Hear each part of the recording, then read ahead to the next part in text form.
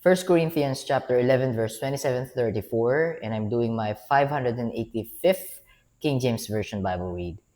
And I'm going to read right now. By the way, I've read other versions aside from this earlier, just to make sure that I got it correctly, or at least the surface level of the message. So, yeah, verse 27. Wherefore, whosoever shall eat this bread and drink this cup of the Lord unworthily, in unworthy manner, unworthily, shall be guilty of the body and blood of the Lord, shall be guilty of committing sin against the body and the blood of the Lord. 28. But let a man examine himself, meaning check yourself, make sure that you're doing, if you're participating on this, you fully understand and understood what you are participating on. So you're not committing heresy or blasphemy. And not only that, you are not faking it just to blend in.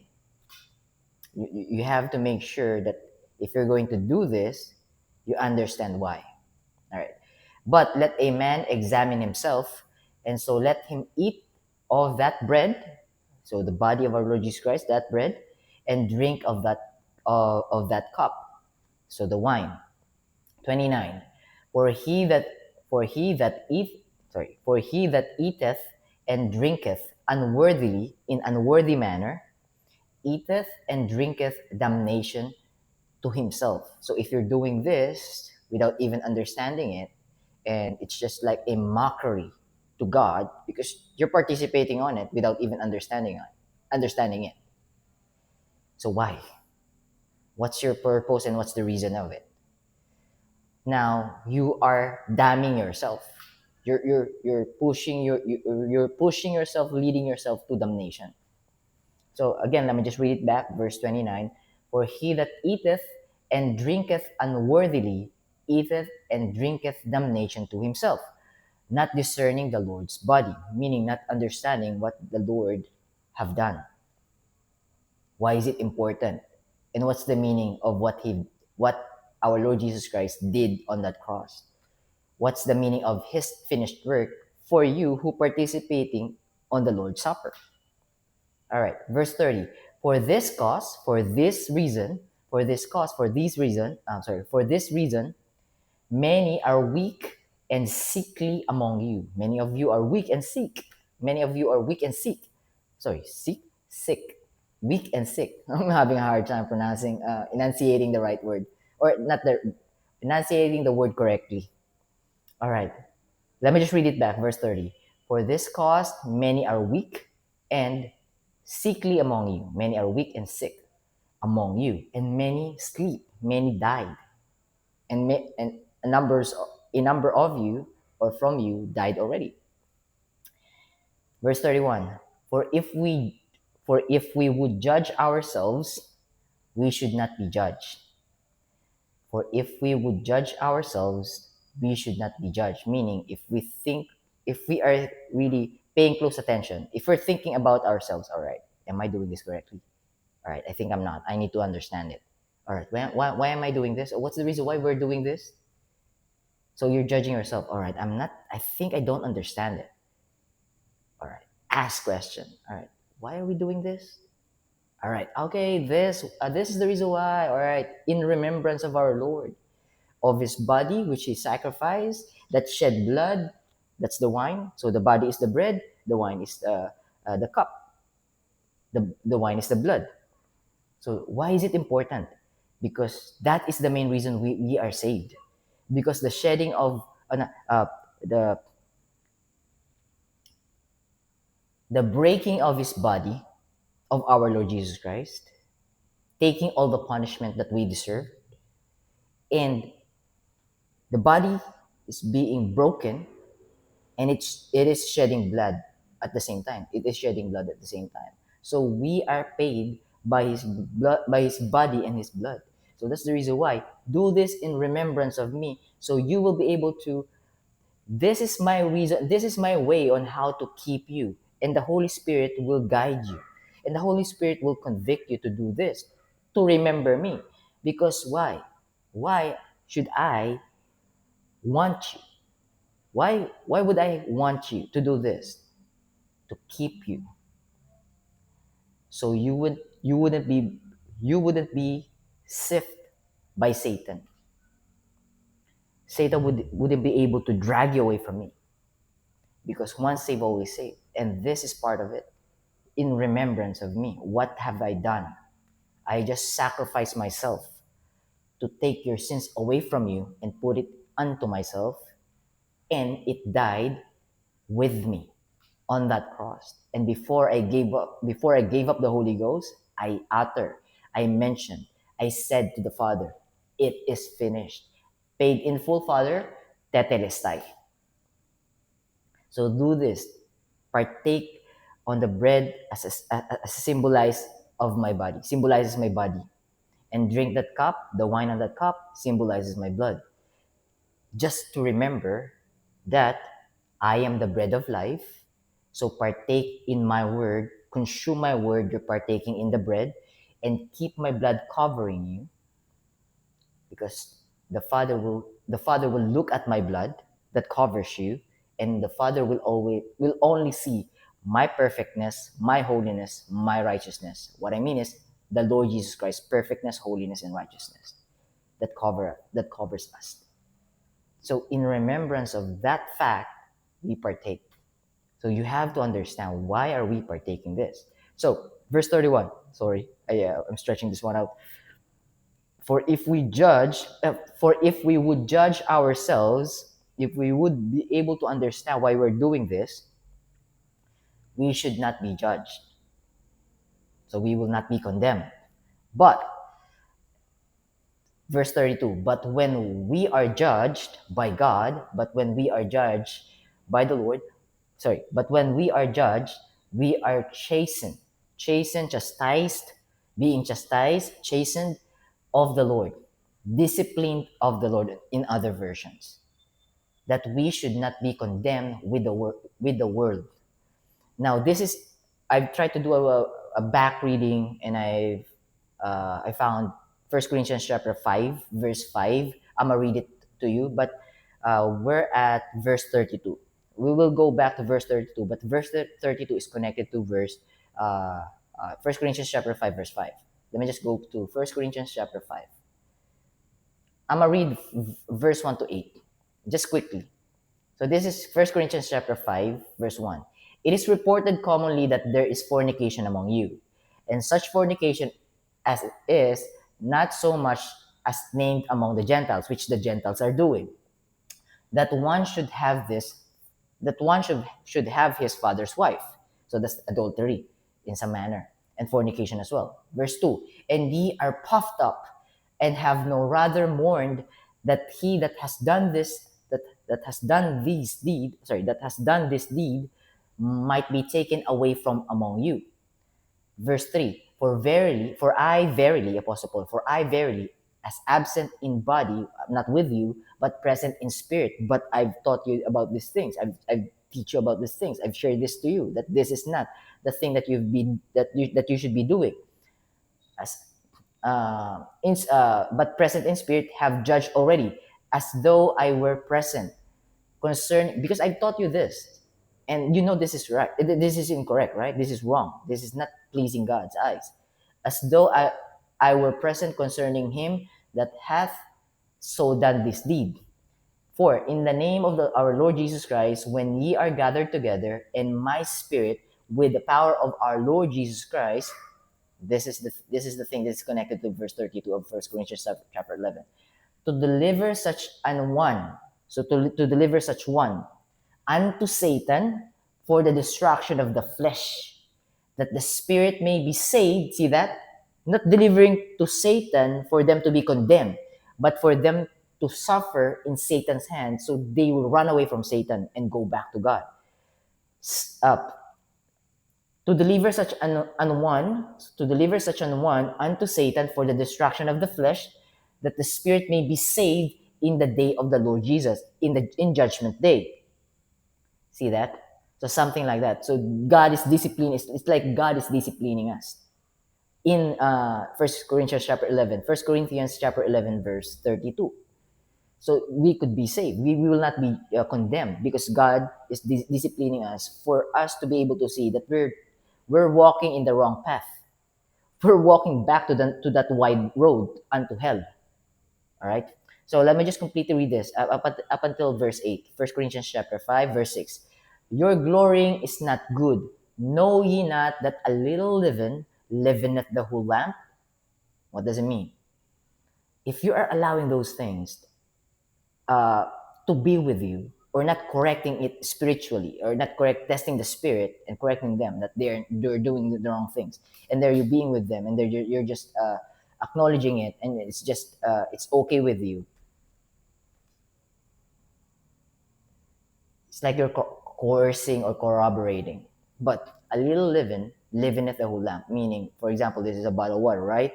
If this is a pure, let's say this is a mineral water, there's no dirt on it. But if I put a single drop of poop water here, it will become a poop water, undrinkable. So your glorying is not good. Know ye not that a little leaven leaveneth the whole lump? Verse 7, purge out therefore the old leaven, deny yourself, old leaven, that ye may be a new lump. Remember, we're spiritually dead, now spiritually quickened because of God, because with God, with our Lord Jesus Christ. As ye are unleavened, so we are not leavened anymore, we are unleavened for even Christ, meaning we don't have sins anymore because God paid for it. All right? Oh my, this is chapter 5. But anyways, it's connected to chapter 11, at least partly connected. Purge out therefore the old leaven. This one is connected as well. Verse 7. Purge out therefore old leaven, that ye may be a new lump, as ye are unleavened, for even Christ our Passover is sacrificed for us. Meaning, you're not a sinner. Yes, you're living here on earth, and you will fall short. That's given. No one's excuse. Even the highest priest, or the highest pastor, or the greatest pastor, the most famous pastor, or the archbishop, is not excuse. They are sinning, whether they admit it or not. Because no one's going to be perfect. It's God's alone. It is going to be God alone that is going to be perfect. Now, so we are living, meaning we are sinners, saved by God, since got paid fully. So we are now unleavened. So that's the thing. So the Passover earlier in chapter 11 is a reminder of what our Lord Jesus Christ have done for us. So that's the reason why I said verse 7 is connected as well. Purge out therefore the old leaven, that ye may be a new lump, as ye are unleavened. For even Christ our Passover is sacrificed for us. Past tense, sacrificed for us. Therefore, verse 8, therefore let us keep the feast. See that? Let us keep, so it's connected, interconnected. This one is the feast of the Passover. Therefore, let us keep the feast, not with old leaven, not with our old self, because that died as well. That our old self died already. Neither we the leaven of malice and wickedness, but with the unleavened bread of sincerity and truth. See that? How it is connected? All right, let me just go back to verse 11, or the chapter 11, sorry. And verse 32, right? Let me just read it back. Verse 32. I'm reading a bit faster. It's already 14 minutes. Verse 32, but when we are judged, we are chastened of the Lord, that we should not be condemned with the world. See that? We will not be cast away to hell together with the world. Now it's connected in 1 Corinthians chapter 5, verse 5. All right. 33. Wherefore, my brethren, when ye come together to eat, tarry one for another, meaning wait for one another. Don't eat right ahead. So when we're going to gather and participate on the Lord's Supper, don't eat right away. Wait for everyone else. Now, verse 34. And if any man is hungry, let him eat at home. Maybe, just a heads up, guys, we need to eat first. No one should be hungry. No one should be eating before anyone else. We should partake this Lord's Supper at the same time. If you're going to gather, if you're going to partake, or if you're going to have it together. So if any man hunger, let him eat at home, that ye come not together unto condemnation. Meaning, you're doing, you're, how can I say this?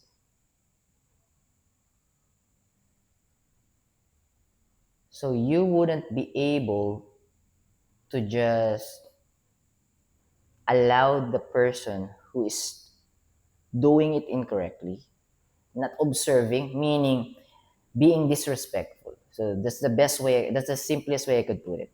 To be respectful because we're participating on the most important reminder of ourselves, for ourselves, that this is our Lord Jesus Christ. This is what He done for us. We're doing this in remembrance of Him. So we shouldn't take this lightly. We need to be serious about this. So keep on remembering or reminding everyone. All right, let me just read it back. It's already 16 minutes, so we go beyond 15 minutes. I was planning to make this one 15 minutes, but we've read 1 Corinthians chapter 5, verse 1 to 8, so it's fine. All right, let me just read the last verse. And if any man hunger, let him eat at home, that ye come not together unto condemnation. And the rest, so this is a continuation of another matter. And the rest will I set in order when I come.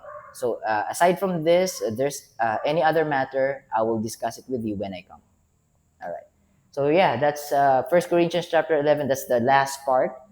And tomorrow we will be reading 1 Corinthians chapter 12. 1 Corinthians chapter 12. Yeah, I've said a lot today. But then again, just a disclaimer. This is what I got from here. This is what I understood from here. And checking on the connection, that's my conclusion. But I'm not saying that my conclusion is correct. But my conclusion, for me at least, is bringing me or getting me, taking me closer to God.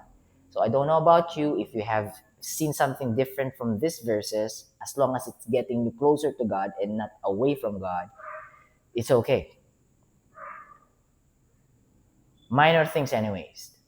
We minor on the minors, but we major on the major. So the necessary things. So we may be differ, or we might differ on different things, on the minor things. It's just okay. But we should be in unity in major things. Meaning, if you are a firm believer and follower of our Lord Jesus Christ, meaning sincerely, genuinely, truthfully believing and trusting our Lord Jesus Christ, you know that God alone is the one who can save us, and He already did.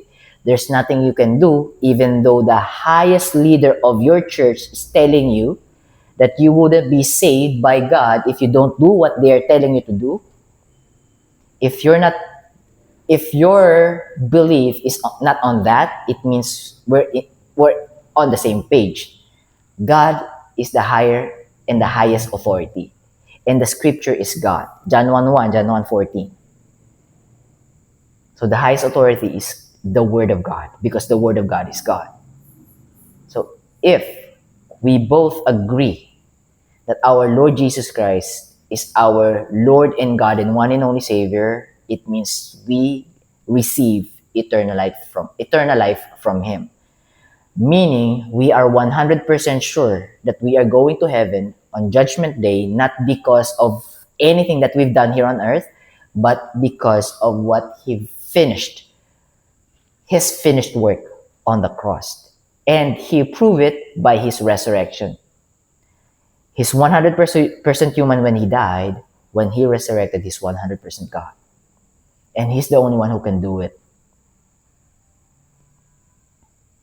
not us. All right, it's already 19 minutes. I have to let you go. So, God bless you guys. Keep safe. I'll be seeing you tomorrow. Bye for now.